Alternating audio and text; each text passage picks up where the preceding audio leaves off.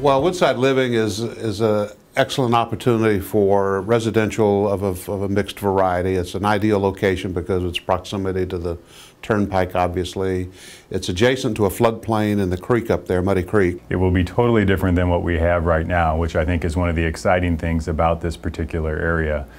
It will appeal to a lot of different people that are looking to either downsize from their existing houses or to a younger generation that may be looking for less maintenance. Communities, when they see more residential development coming to a community, they want to see larger lots and larger homes, and they feel that this will help improve their property values. And in fact, it's the opposite. What will help increase and improve existing property values are the fact that there is a variety of other types of homes. There are not more of the same type. We also have an opportunity to capture the upcoming professionals that really don't want that big house, that big yard. They want a different lifestyle. Well, Woodside Living is really one of the last remaining large parcels of property that's undeveloped in Rowlett. So it's critically important that the development there be a development that is different from everything that's happened in the past. Okay, Woodside Living is completely going to change the way the Metroplex thinks about Rowlett. It is groundbreaking, but interestingly, you know, there's often talk in the development community about the pioneers that go in and send a new message to the market. This one in many ways is pioneering, however, completely based in market reality. This area of the Metroplex, much of the Metroplex, but particularly this area, and in this area I would say Saxe and Garland and Rockwell and obviously Rowlett, is so grossly underserved when you take a look at the demographics and the psychographics and what residential product types are being delivered to the market. There is this huge void. Before we get started, I want to address the elephant in the room, density. Yes, that's right. Density has long been considered a bad word in some suburban communities like Rowlett. While we will not be delving into specific density numbers at this meeting, I do want to broach the subject so we'll all be on the same page before we start discussing potential building types. When people think of multifamily, this picture typically comes to mind. For the record, when we talk about multifamily, otherwise referred to as mixed residential, this is not what we are referring to. I happen to be a citizen of Rowlett myself, and I'm real concerned about the quality of development that comes into the city. When I think of standard garden apartments, I think oftentimes about something that's built for a short term.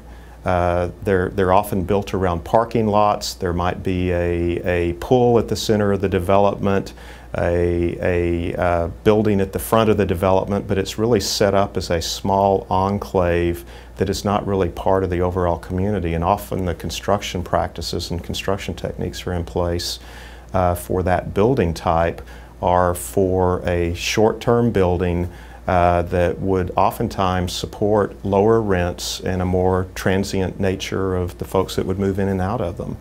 And I think through this process, what we've clearly heard from the citizens of Rowlett is there need to be alternative housing choices. There need to be choices for young people or choices for people as they age, but it should be quality development.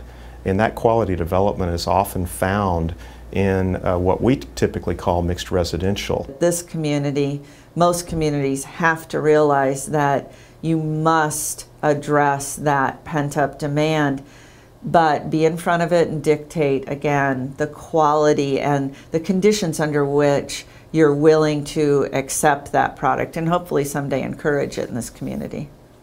Remember, throughout this entire process, we are striving to create great places with lasting value. One attribute of a great place is one that can be repurposed over time. This style of apartments cannot do that, and thus is not a building type that the city will actively pursue in the future. Let's hear a little more about what makes a great place. Great place. Well, it's got to be accessible, well connected to other important places in the area, comfortable, projects a good image, where people are drawn to participate in activities there.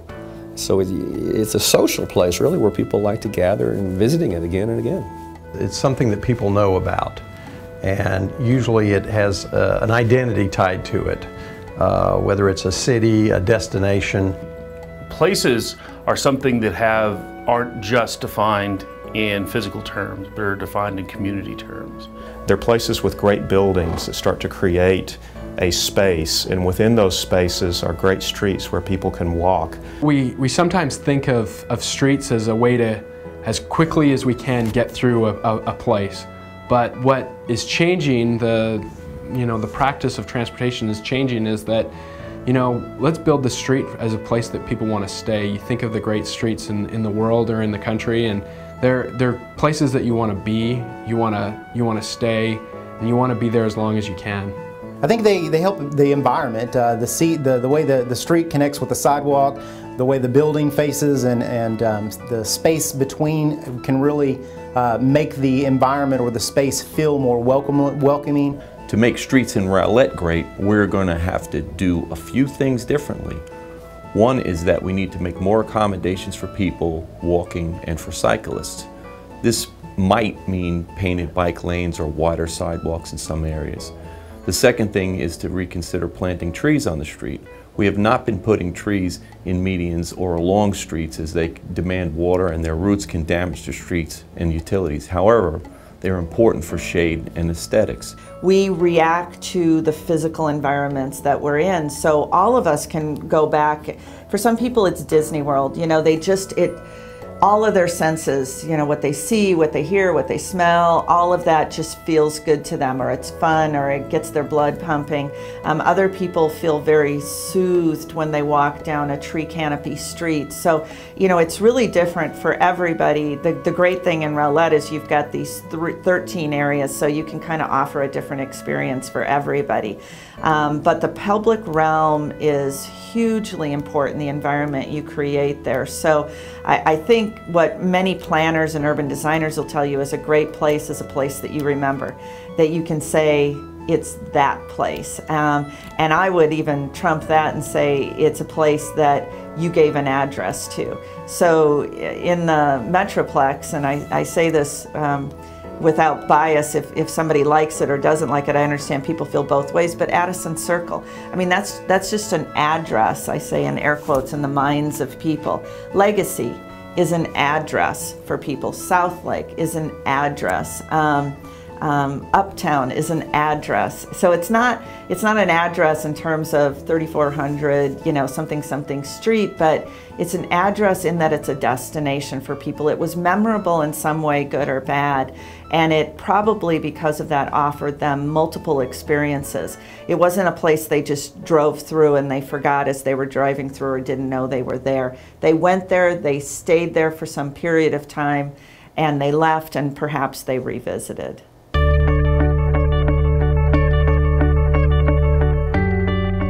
Well, Woodside Living is a predominantly residential area. It's going to be probably mostly single-family homes, but they may not be the traditional single-family home that we see in Rowlett. They may have smaller yards, be closer to the street to encourage a walkable community.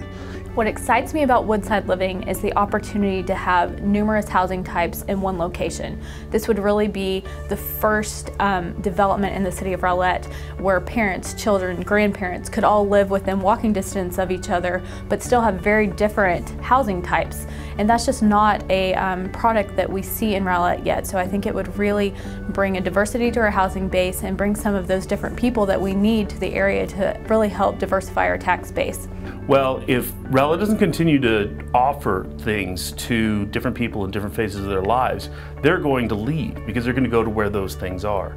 I think the Woodside Living has a potential to offer a whole host of different ranges of living opportunities. It's going to provide us with what's termed in the industry as life cycle housing. So you have the opportunity to age in place within the community. Possibly a little bit smaller homes, a little less maintenance, yard care. It's a great residential community with some commercial use that serves the neighborhood like an old-fashioned corner store. To be able to walk down to the corner to pick up a quart of milk and a loaf of bread rather than have to get in the car and drive to the store to do that.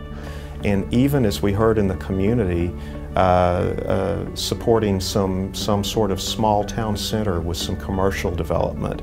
We heard very clearly from the folks in Waterview and in that part of town that there's a desire to have some sort of commercial development up in that part of town. Also, in Woodside Living, it is just a very unique opportunity to open up and embrace the floodplain as an amenity to the property. These homes will not have their backs turned to the open space. Instead, this will be an amenity that the homes embrace. Whenever I hear Muddy Creek, I don't think it's something really enjoyable, but it's a very nice natural area that should be preserved and that would provide a lot of quality of life type opportunities, whatever's developed around there. I think the benefit to the surrounding neighborhoods in the Woodside Living area is the fact that this will be a neighborhood that will really complement them. If anything, it'll help raise property values in the area, certainly not lower them. In addition, there's some possibility to have some different connection points to Community Point Park, which is throughout the Phase 1 process we kept hearing, especially from the people in Waterview, that was a problem. One of the key things that we heard from the community is that the development of this site might create a solution to an issue that's been occurring with Waterview, with every car that goes on a Saturday morning to a soccer game to Community Park essentially drives through Waterview. So it might create a separate route for that travel to allow access into Community Park from more than one area. But ultimately it really creates an opportunity to create development that's in harmony with the floodplain and park improvements and trails that could occur along that floodplain, and essentially start to pull those improvements into that development itself, into that community.